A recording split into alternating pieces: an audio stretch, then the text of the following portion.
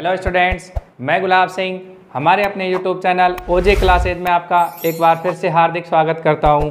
तो दोस्तों, आप कैसे हैं? उम्मीद करता हूं आप सभी शानदार होंगे, ज़बरदस्त होंगे और अपनी तैयारी को दिन प्रतिदिन बेहतर कर रहे होंगे। तो साथियों, आपको पता है हार्ड वर्क के बिना सफलता पाना असंभव है। तो आप डेली अपनी क्लासेज को पढ़ें, अच्छे से प्रॉपर नोट्स बनाएं और प्रैक्टिस करें। बिना प्रैक्टिस के कुछ नहीं है साथियों, ठीक है। तो हमने जो बायोलॉजी में सेल वाला टॉपिक हम चल रहे थे, ठीक है, इसको हम कंप्लीट करने की कोशिश करेंगे। 2-3 क्लास और लगेंगी, ठीक है साथियों। चाहे क्लास 1-2 एक्स्ट्रा लग जाए, कोई दिक्कत नहीं है। स्लो स्पीड में पढ़ें लेकिन कंटेंट पूरा पढ़ें साथियों, क्योंकि आजकल क्या है, पहले तो ऊपर ऊपर से क्वेश्चन पूछ लेते थे, आजकल सिस्टम बदल चुका है, क्वेश्चन कहीं से भी पूछे जा सकते हैं। इसलिए आपको पूरा पढ़ना है, जनरल साइंस में भी, ठीक है। तो साथियों, हमने जो कल टॉपिक स्टार्ट किया था वो किया था रिक्तिका, ठीक है, राजधानी। इसके बारे में हमने कल चर्चा स्टार्ट ही की थी। सिर्फ इसके खोजकर्ता की हम बात कर चुके थे। खोजकर्ता क्या थे इसके? डुजार्डिन, ठीक है, इतनी बात हम कर चुके थे। अब साथियों, सबसे पहले बात आती है कि रिक्तिका होती क्या है। तो साथियों, रिक्तिका होती है जो पादप कोशिकाओं में पाया जाने वाला एक बड़ा रिक्त और मृत भाग होता है। दोबारा सुनिए, जो रिक्तिका होती है साथियों, यह है पादप कोशिकाओं में, कौन सी कोशिका? पादप कोशिकाओं में पाया जाने वाला एक बड़ा रिक्त और मृत भाग होता है।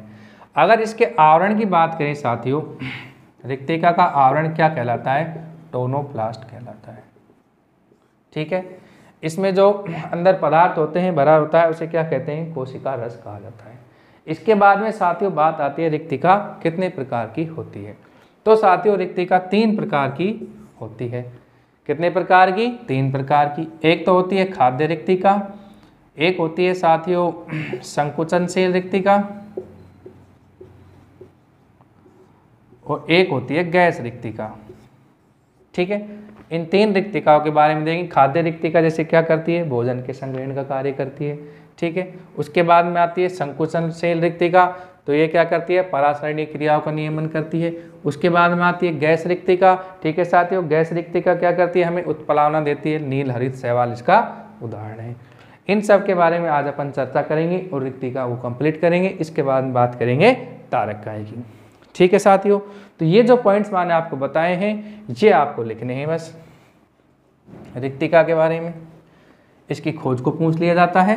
रिक्तिका की खोज किसने की थी? डुजार्डिन ने, ठीक है साथियों।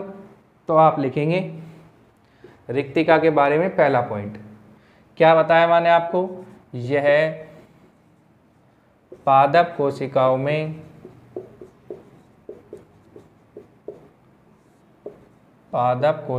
में पाया जाने वाला बड़ा रिक्त व मृत भाग है। कैसा भाग है? पादप कोशिकाओं में पाया जाने वाला रिक्त व बड़ा भाग है, ठीक है साथियों। अगर दूसरी बात इसमें क्या बताई थी कि जो रिक्तिका का आवरण है, इसका आवरण ये क्या कहलाता है? टोनोप्लास्ट। अरे क्या? टोनोप्लास्ट कहलाता है, ठीक है। रिक्तिका का आवरण क्या कहलाता है? टोनोप्लास्ट कहलाता है, ठीक है। तीसरा पॉइंट इसमें लिखेंगे, इसमें पाए जाने वाले पदार्थ को कोशिका रस कहा जाता है। तीसरा क्या बताया था कि इसमें पाया जाने वाला पदार्थ कोशिका रस कहलाता है, ठीक है। तो ये 3 पॉइंट्स के बारे में हमने जाना साथियों कि रिक्तिका होती है। सबसे पहले साथियों इसमें क्वेश्चन पूछा जाता है रिक्तिका की खोज किसने की थी? तो साथियों आपको याद रखना है डुजार्डिन ने की थी। इसके बाद में बात करते हैं कि ये पादप कोशिकाओं में पाया जाता है और बड़ा रिक्त और कैसा भाग होता है? मृत भाग होता है साथियों। इसका आवरण क्या कहलाता है? रिक्तिका का आवरण टोनोप्लास्ट कहलाता है। इसके बाद में इसमें पाया जाने वाला पदार्थ क्या कहलाता है? कोशिका रस कहलाता है साथियों। इसके बाद में मैंने आपको बताया था जो रिक्तिका होती है साथियों, ये कितने प्रकार की बताई थी? 3 प्रकार की बताई थी, खाद्य, संकुचनशील और गैस। इन तीनों को आप लिखेंगे। ठीक है, उम्मीद करता हूं आप रिक्तिका के बारे में अच्छे से समझ पा रहे होंगे। अब हम इसके प्रकार की बात करते हैं।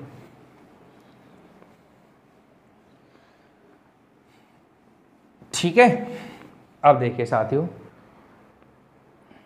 इसके 3 प्रकार मैंने आपको बताए, नंबर 1, नंबर 2, नंबर 3।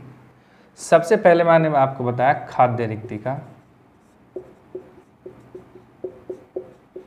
जो क्या करती है? भोजन संग्रहण का काम करती है, भोजन संग्रहण का कार्य करती है। एग्जाम्पल अगर बात करें तो इसका अमीबा हम इसका उदाहरण मान सकते हैं। ये क्या करती हैं? दूसरा, संकुचनशील रिक्तिका, ठीक है। और तीसरी रिक्तिका बताई थी मैंने आपको, गैस रिक्तिका, ठीक है। तो साथियों, जो खाद्य रिक्तिका है ये भोजन संग्रहण का कार्य करती है। उदाहरण की बात करें तो अमीबा। दूसरी रिक्तिका की बात करें संकुचनशील, तो ये परासरणीय क्रियाओं का नियमन करती है। यह परासरणीय क्रियाओं का नियमन करती है। कौन सी? संकुचनशील रिक्तिका। इसके बाद में आती है साथियों गैस रिक्तिका। यह उत्प्लावना देती है, यह उत्प्लावना देती है। नील हरित शैवाल, नीले हरित शैवाल में पाई जाती है। कौन सी? गैस रिक्तिका। तो इस तरह से साथियों हमने रिक्तिका के बारे में जाना कि खाद्य रिक्तिका, दूसरा टाइप संकुचनशील, तीसरा टाइप गैस रिक्तिका। खाद्य रिक्तिका क्या होती है? भोजन संग्रहण का कार्य करती है। संकुचनशील परासरणीय क्रियाओं का नियमन। गैस रिक्तिका उत्प्लावना देती है। एग्जाम्पल बात करें तो नील हरित शैवाल, नीले हरित शैवाल में। ठीक है साथियों, इसके बाद में नया कोशिकांग लेते हैं और वो कोशिकांग है तारक काय। तो आप हेडिंग लगाएंगे तारक काय। फिर उसके खोजकर्ता की बात करें तो साथियों तारक काय के जो खोजकर्ता हैं वो है वोन बोंडेन। अब लिखेंगे आप तारक काय के बारे में।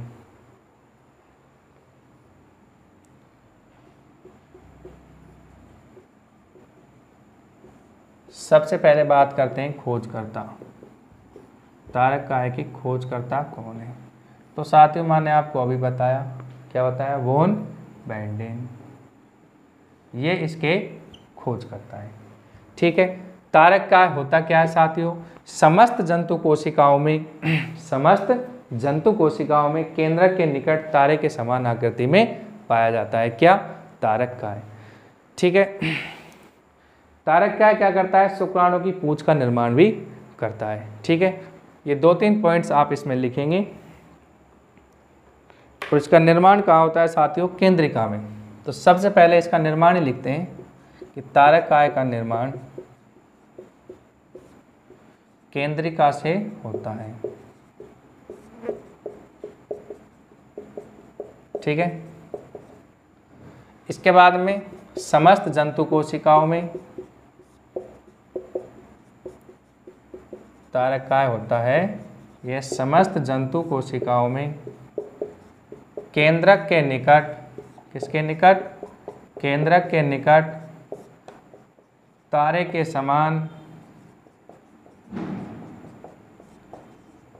आकृति में पाया जाता है।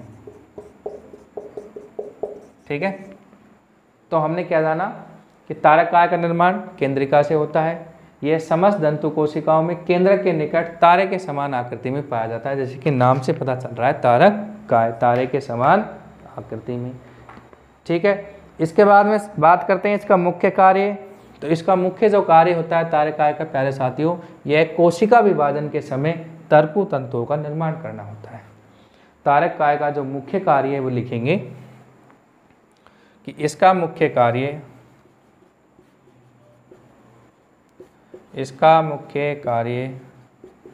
कोशिका विभाजन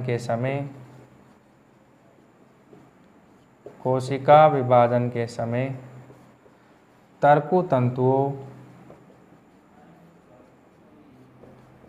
का निर्माण करना है। ठीक है, क्या जाना कि जो तारक काय होता है इसका मुख्य कार्य क्या होता है, कोशिका विभाजन के समय तरकु तंतुओं का निर्माण करना होता है। साथियों ये क्वेश्चन अभी जो 3rd ग्रेड का एग्जाम हुआ था लेवल 2 साइंस, उसमें पूछा हुआ था कि तरकु तंतुओं का संबंध किससे है। तो साथियों किससे है, तारक काय से। एक प्रश्न वो भी पूछा था, शायद ये पिछली वाली रीट में पूछा था साथियों, क्या क्रिस्टी का संबंध किससे है। तो क्रिस्टी का संबंध मैंने आपको बताया था माइटोकॉन्ड्रिया से। इसी के साथ साथियों तारक काय में एक और होता है, तरकु तंतुओं का निर्माण करता है, दूसरा शुक्राणु की पूंछ का निर्माण करता है। तो ये भी आप इसमें लिखेंगे कि यह शुक्राणु की पूंछ का निर्माण भी करता है। ठीक है, शुक्राणु की पूंछ का निर्माण भी तारक काय करता है। तो साथियों ये कोशिकांग हमने जाना आज तारक काय के बारे में और रिक्तिका के बारे में। इसके बाद में चर्चा को हम कल करेंगे। आज की क्लास को यहीं पे विराम देते हैं साथियों। इसी तरह की वीडियोज पाने के लिए आप हमारे यूट्यूब चैनल ओजे क्लासेज को सब्सक्राइब करें। ठीक है दोस्तों, thank you for watching this video.